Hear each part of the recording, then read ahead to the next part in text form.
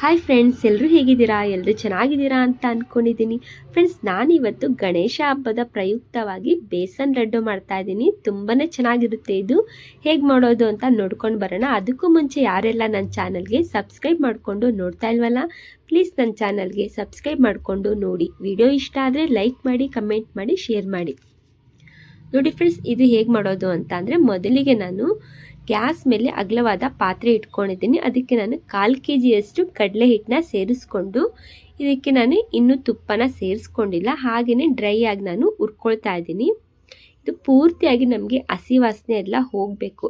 ಅಲ್ಲಿ ತನಕ ನಾವು ಇದೇ ರೀತಿಯಾಗಿ ನಾವು ಹುರ್ಕೊಳ್ಬೇಕಾಗುತ್ತೆ.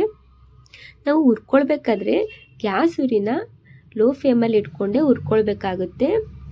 ಇಲ್ಲ ಅಂತಂದರೆ ಜಾಸ್ತಿ ನಾವು ಗ್ಯಾಸ್ ಉರಿ ಹೈ ಇಟ್ಕೊಂಡ್ರೆ ತುಂಬಾ ಅದು ಸೀದೋಗ್ಬಿಡುತ್ತೆ. ಅದಕ್ಕೋಸ್ಕರ ಲೋ ಫ್ಲೇಮಲ್ಲಿ ಇಟ್ಕೊಂಡು ಹುರ್ಕೊಳ್ಬೇಕಾಗುತ್ತೆ. ನೋಡಿ, ಈ ರೀತಿಯಾಗಿ ನಾನು ಹುರ್ಕೊಳ್ತಾನೆ ಇರ್ತೀನಿ. ಒಂದು 10 ನಿಮಿಷ ಆದರೂ ಬೇಕಾಗುತ್ತೆ ಟೈಮ್. ಇದು ಅಂದರೆ ನಾವು ಲೋ ಫ್ಲೇಮಲ್ಲಿ ಇಟ್ಕೊಂಡಿರ್ತೀವಲ್ವಾ, ಸೀದೋಗ್ಬಿಡುತ್ತೆ ಅಂದ್ಬಿಟ್ಟು ಸ್ವಲ್ಪ ಟೈಮ್ ತೊಗೊಳುತ್ತೆ. ನೋಡಿ, ಈ ರೀತಿಯಾಗಿ ನಾನು ಹುರ್ಕೊಳ್ತಾ ಇದ್ದೀನಿ. ನಾವು ಎಷ್ಟು ಚೆನ್ನಾಗಿ ನಾವು ಹುರ್ಕೊಳ್ತೀವಿ ನೋಡಿ, ಅಷ್ಟು ಚೆನ್ನಾಗಿ ನಮಗೆ ಬೇಸನ್ ಲಡ್ಡು ಚೆನ್ನಾಗಿ ಬರುತ್ತೆ.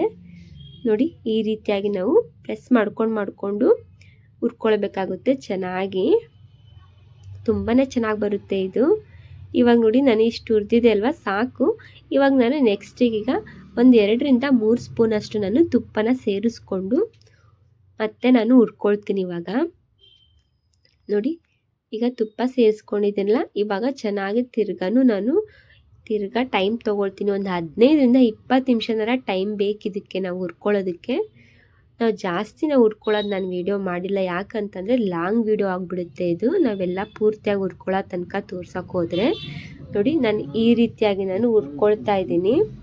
ನೋಡಿ, ಲೋ ಫ್ಲೇಮಲ್ಲಿ ಇಟ್ಕೊಂಡೇ ನಾನು ಈ ರೀತಿಯಾಗಿ ಹುರ್ಕೊಳ್ತಾ ಬರ್ತಾಯಿದ್ದೀನಿ. ನೋಡಿ, ಕಲರ್ ಅಂತೂ ಯಾವ ರೀತಿಯಾಗಿ ಚೇಂಜ್ ಆಗ್ತಿದೆ ಅಲ್ವಾ. ಇವಾಗ ನಾನು ಇನ್ನೊಂದು ಸ್ವಲ್ಪ ತುಪ್ಪನ ಸೇರಿಸ್ಕೊಂಡು ಬಿಡ್ತೀನಿ. ನೋಡಿ, ತುಪ್ಪ ನಾವು ಎಷ್ಟು ಹಾಕಿದ್ರೂ ತುಂಬಾ ಚೆನ್ನಾಗಿ ಬರುತ್ತೆ. ಇವಾಗ ನೋಡಿ, ಇನ್ನೂ ಸ್ವಲ್ಪ ನಾನು ಹುರ್ಕೊಳ್ತೀನಿ.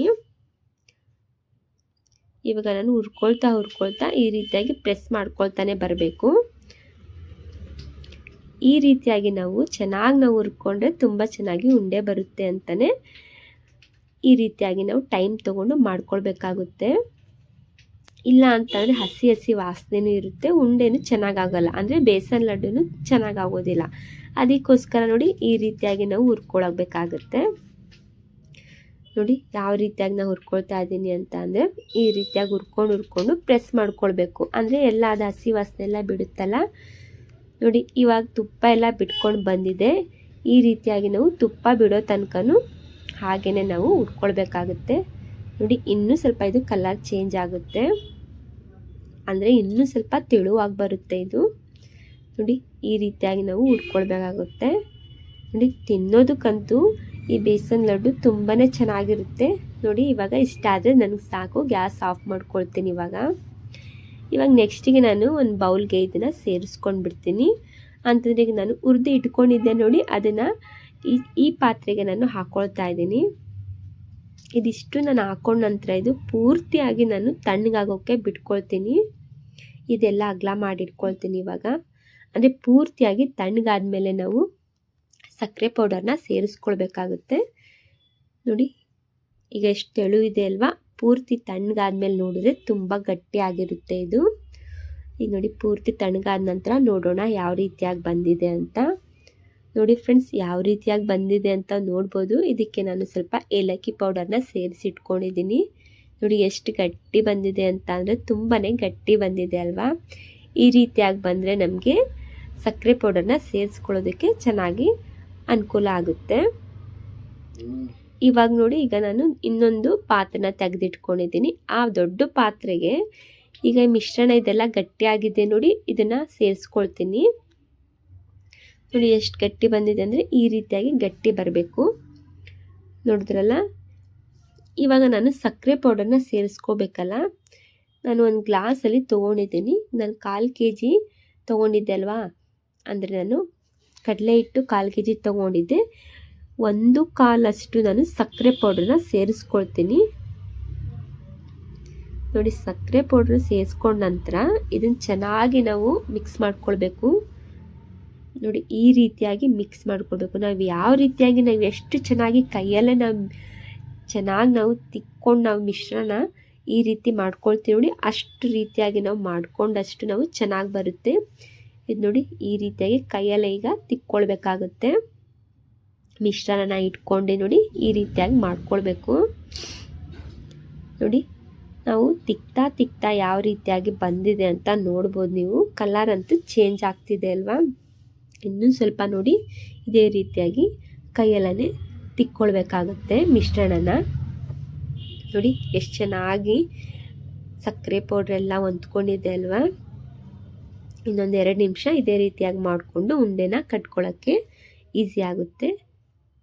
ನೋಡಿ ಈ ರೀತಿಯಾಗಿ ನಾನು ಉಂಡೆನ ಕಟ್ಕೊಳ್ತೀನಿ. ಇವಾಗ ನೋಡ್ಬೋದು ಯಾವ ರೀತಿಯಾಗಿ ಬಂದಿದೆ ಅಂತ.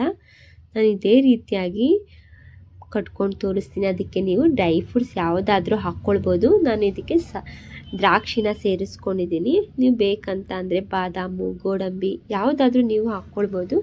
ನಾನು ಇದಕ್ಕೆ ದ್ರಾಕ್ಷಿನ ಸೇರಿಸ್ಕೊಂಡಿದ್ದೀನಿ. ನೋಡಿ ಒಂದೊಂದೇ ಹಾಕ್ಕೊಂಡು ಎಲ್ಲ ಉಂಡೆನೂ ನಾನು ಕಟ್ಕೊಳ್ತಾ ಇದ್ದೀನಿ ಇವಾಗ. ನೋಡಿ ಈ ರೀತಿಯಾಗಿ ನೀವು ಒಂದ್ಸಲ ಟ್ರೈ ಮಾಡಿ ನೋಡಿ, ತುಂಬಾ ಚೆನ್ನಾಗಿ ಬರುತ್ತೆ. ಬೇಸನ್ ಲಡ್ಡುನಾರ ಅನ್ಬೋದು ನೀವು, ಬೇಸನ್ ಉಂಡೆನಾದರೂ ಅನ್ಬೋದು. ನೋಡಿ ಎಷ್ಟು ಚೆನ್ನಾಗಿ ಬರ್ತಿದೆ ಅಂತಂದರೆ ಬಾಯಿಲಂತೂ ತುಂಬಾ ಟೇಸ್ಟ್ ಬರುತ್ತೆ. ಇದು ಒಂದ್ಸಲ ಟ್ರೈ ಮಾಡಿ ನೋಡಿ, ತುಂಬ ಚೆನ್ನಾಗಿ ಬರುತ್ತೆ.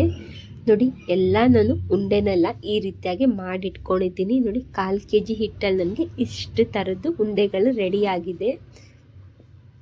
ನೋಡಿ ತುಂಬಾ ಚೆನ್ನಾಗಿ ಬಂದಿದೆ ಇದು ಉಂಡೆ ಅಂತೂ ತುಂಬ ಸಾಫ್ಟ್ ಆಗಿರುತ್ತೆ. ಗಣೇಶ ಹಬ್ಬದ ಪ್ರಯುಕ್ತವಾಗಿ ನಾನಿವತ್ತು ಬೇಸನ್ ಲಡ್ಡುನ ಮಾಡಿದ್ದೀನಿ. ನೋಡಿ ಯಾವ ರೀತಿಯಾಗಿ ಬಂದಿದೆ ಅಂತ. ಈ ವಿಡಿಯೋ ನಿಮಗೆ ಇಷ್ಟ ಆಗಿದ್ರೆ ಪ್ಲೀಸ್ ಈ ವಿಡಿಯೋಗೊಂದು ಲೈಕ್ ಮಾಡಿ, ಹಾಗೆಯೇ ಕಮೆಂಟ್ ಮಾಡಿ, ಶೇರ್ ಮಾಡಿ. ನೋಡಿರಲ್ಲ ಫ್ರೆಂಡ್ಸ್, ಇವತ್ತಿನ ವಿಡಿಯೋದಲ್ಲಿ ಬೇಸನ್ ಲಡ್ಡು ಯಾವ ರೀತಿಯಾಗಿ ಮಾಡಿ ತೋರಿಸಿದ್ದೀನಿ ಅಂತ. Thank you for the watching. Okay, bye bye.